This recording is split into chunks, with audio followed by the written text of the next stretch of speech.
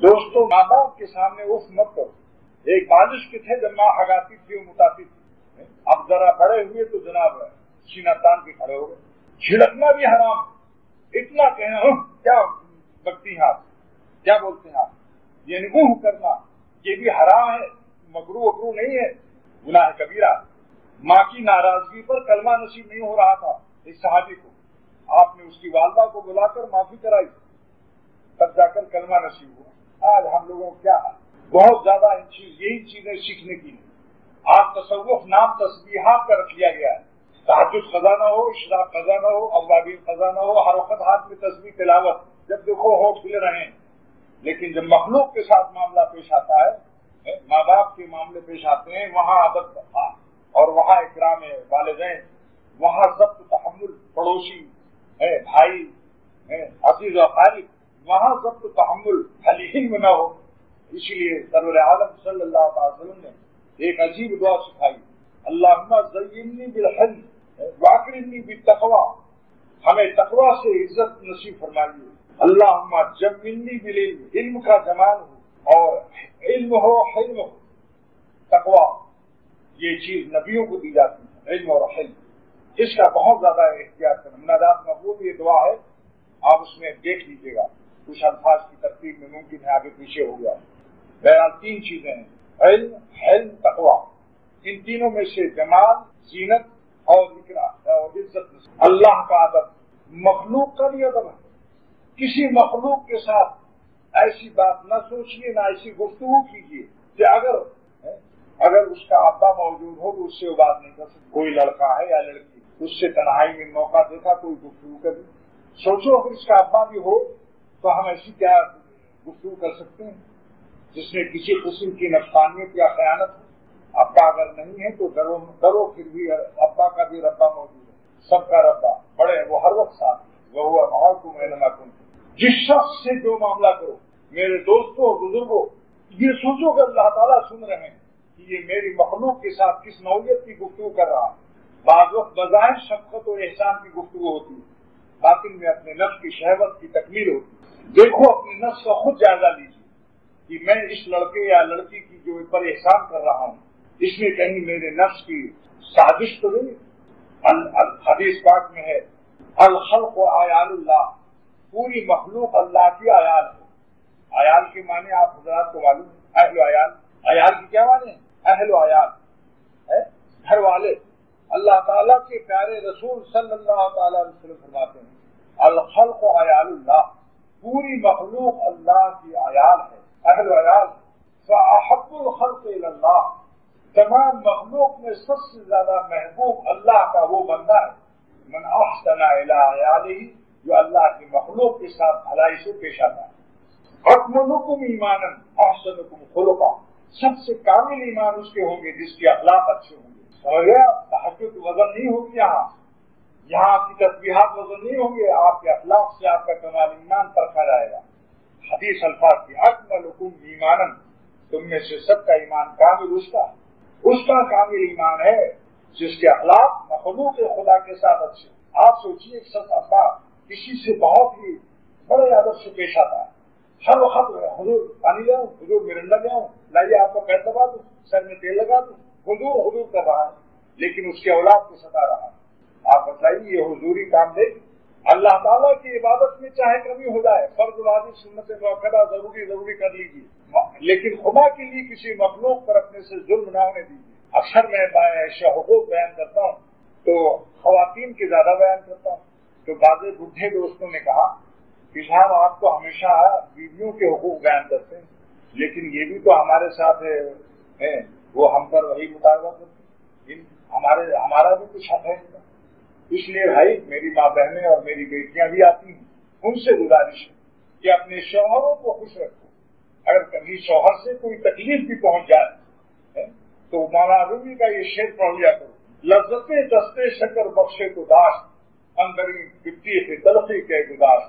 حضرت ایک بزرگ کے خادم تھے, ہر وقت میں ان کے اوپر احسانات ہوتے رہتے تھے. حضرت جلال الدین رومی رحمۃ اللہ علیہ نے فرمایا کہ کبھی کوئی پھل پہلے نہیں کھایا, پہلے اس کو کھلایا, اپنے خادم خاص اور عاشق خاص کو، لیکن ایک مرتبہ خربوزہ کڑوا، سخت کڑوا وہ دے دیا، وہ کھاتے رہے۔ بعد میں انہوں نے جب کھایا تو زبان پر چھالے پڑ گئے، اتنا کڑوا، چھری پھینک دیا، ہاتھ جوڑ کر معافی مانگنے لگے اور کہا بتایا کیوں نہیں آپ نے؟ تب انہوں نے یہ جواب دیا کہ لذت دستے شکر بخشے تو داد، آپ کے میٹھے ہاتھوں سے سینکڑوں انعامات ملے ہیں، راضی ہیں آپ سے ہم کو بھلائیاں پہنچتی ہیں، کبھی اگر خطا ہو گئی ہے تو آپ کے میٹھے ہاتھوں سے کڑوا خربوزہ بھی ہمیں میٹھا لگا۔ شوہر اپنے خون پسینے کی کمائی ہے، بچوں کو پالنا، رات دن اس پر تمام مکان کا انتظام کرنا، سارے جھگڑے سارے غم اس کے ذمے ہیں، کپڑے کپڑے گھر کے گوشت سبزی سب انتظامات کرتا ہے، کبھی اس سے کوتاہی وہ بھی انسان ہے۔ اب جناب بیویوں کو چاہیے کہ جہاں تک ہو سکے اپنے والدین سے بھی نہ کہو، کہ علمت خانی رحمۃ اللہ علیہ کی نصیحت ہے۔ خود حضرت فاطمہ رضی اللہ تعالیٰ عنہ نے حضرت علی رضی اللہ تعالیٰ عنہ کی تھوڑی سی کوئی گھر کی بدمزگی بیان کی، تھوڑا سا کہ آج مجھے کسی کو کہہ دیا وہ کہہ دیا، آپ ہنس پڑے، بجائے اس کی کہ اشکبار ہو جاتے، نادان ماں باپ رونے لگتے، ہاں میری بیٹی پر یہ ظلم کر دیا، مگر سرور عالم صلی اللہ تعالی وسلم مسکرا دیے، فرمایا اے فاطمہ یہ تو سب گھروں میں ہوتا چلا آیا، میاں بیوی کے اس قسم کے معاملات کوئی اہمیت نہیں رکھتے، ہمیشہ یہ سب ہوتا رہتا ہے۔ کیا مطلب ہے؟ مطلب یہی ہے جو حکیم الامت نے بہشتی زیور میں لکھا ہے کہ جہاں تک ہو سکے ماں باپ سے نہ کہو، دعا کے لیے کہہ دو، اجمال میں اگر کچھ کہنا اجمال مختصر سا کہہ دو، کوئی بات ہو، لیکن جہاں تک ہو سکے اسے برداشت کرو۔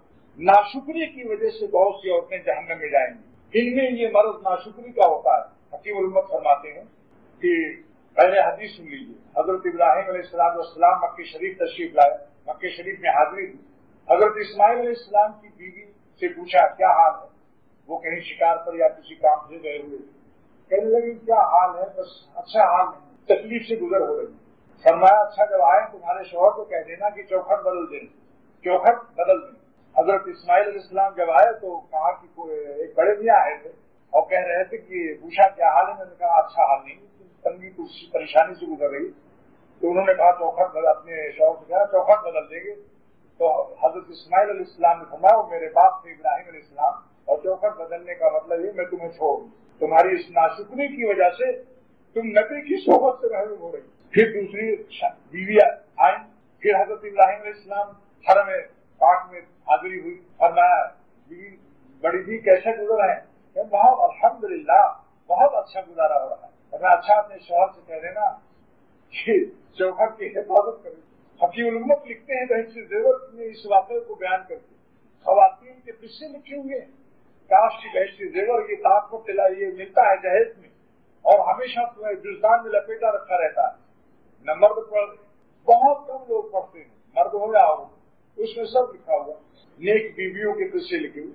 وہ فرمایا کہ ہاں وہ ہمارے والد صاحب تھے، تمہاری حفاظت اور تمہاری تعریف کر دیا، شکر گزار بن دیے۔ حضرت فرماتے ہیں دیکھو ناشکری کی مرض کی وجہ سے لئن شکرتم لازیدنکم، اگر تم شوہر کا زیادہ شکر کرو گی کہ الحمدللہ میرا شوہر مجھے آرام سے رکھتا ہے، یہ نعمتیں اس گھر میں مجھے مل رہی ہیں، تو اللہ تعالیٰ کا وعدہ ہے لازیدنکم، اللہ اس کے دل میں تمہارے اور محبت ڈال دے گا۔ اور اگر تم نے وہ جواب دیا جیسا کہ حکیم امت نے ایک اپنے واضح بیان فرمایا، ایک مولوی صاحب نے ایک بڑی بی سے پوچھا کہ بڑی بی تمہارا شوہر تمہیں کس طرح رکھتا ہے، کہنے لگی کہ ذرا تفصیل سے پوچھو، اجمال نہ پوچھو، ایک بات پوچھو، یہ پوچھو کہ تمہیں کپڑا وپڑا پہناتا ہے، تم کہا ہاں اچھا بتاؤ کپڑا وپڑا لاتا ہے تمہارے لیے، تو کہا کہ ہاں کچھ چیتڑے دے دیتا ہے، چیتڑے۔ پھر پوچھا اچھا کچھ جوتی ووتی بھی خرید لاتا ہے، کبھی کہا کچھ لیٹڑے دے دیتا ہے، لیٹڑے، جوتیوں کا نام لیٹڑے اور کپڑوں کا نام چیتڑے۔ پھر اس کے بعد پوچھا کچھ برتن ورتن بھی لایا ہے چائے پینے کے لیے، وہاں کچھ چھیکرے لے آیا ہے، چھیکرے، یہ لیٹڑے اور چیتڑے اور چھیکرے۔ حضرت نے فرمایا یہ ہے، ساری زندگی احسان کیا جائے، کبھی کوئی دکھ پہنچ جائے تو سب نیکیوں پر پانی پھر جاتا ہے۔ اس لیے عرض کرتا ہوں کہ جہاں تک ہو سکے اپنی قسمت میں سمجھ لو کہ اللہ نے انہیں کو لکھ دیا، لاکھوں سے بہتر۔ دیکھو میرے پاس تو ایسی سی خاتون آتی ہیں، ایسے ایسے مسائل بیان کرتی ہیں جس کے حد میں دل پر رونے لگتا ہے۔ لہذا ہر شخص شکر کرے کہ اللہ کا لاکھ لاکھ شکر۔ جب کوئی چھوٹی بلا آ بھی جائے تو سمجھ لو الحمدللہ کی اس سے بڑی بلا نہیں ہے۔ یہ سنت صحابہ۔ حضرت معاویہ رضی اللہ تعالیٰ عنہ کا دانت ٹوٹ گیا تو آپ نے ہائے ہائے نہیں کیا، آپ نے فرمایا الحمدللہ الذی لم یذهب السمع والبصر، شکر ہے اس اللہ کا جس نے میری کان کی سننے کی طاقت اور آنکھ کی دیکھنے کی طاقت کو محفوظ رکھا ہوں۔ یہ ہے اولیاء اللہ۔ اس لیے دوستوں عرض کرتا ہوں کہ بیویوں کو بھی چاہیے شکر ادا کرو، اپنے شوہر کا اکرام کرو، جتنا ہو سکے جان کھپاؤ۔ کبھی کوئی اس سے ہو جاتی ہے، مزاجی انسان ہے، جھنجھلاہٹ میں کوئی بات ہو جائے اس کو ضبط کر جاؤ۔ ہزاروں وہ مٹھائیاں کھلاتا ہے تو کبھی کڑوا خربوزہ بھی اگر ہو جائے اس میں وہی معلومے کا شیر پہنچو، اندری مٹی کی تلخی کے گزار، اس خربوزے میں اس کو بھی سمجھ ہے کہ جن کے ہاتھوں سے اللہ تعالیٰ اتنے احسانات عطا فرما رہے ہیں، اللہ تعالیٰ پالتے ہیں،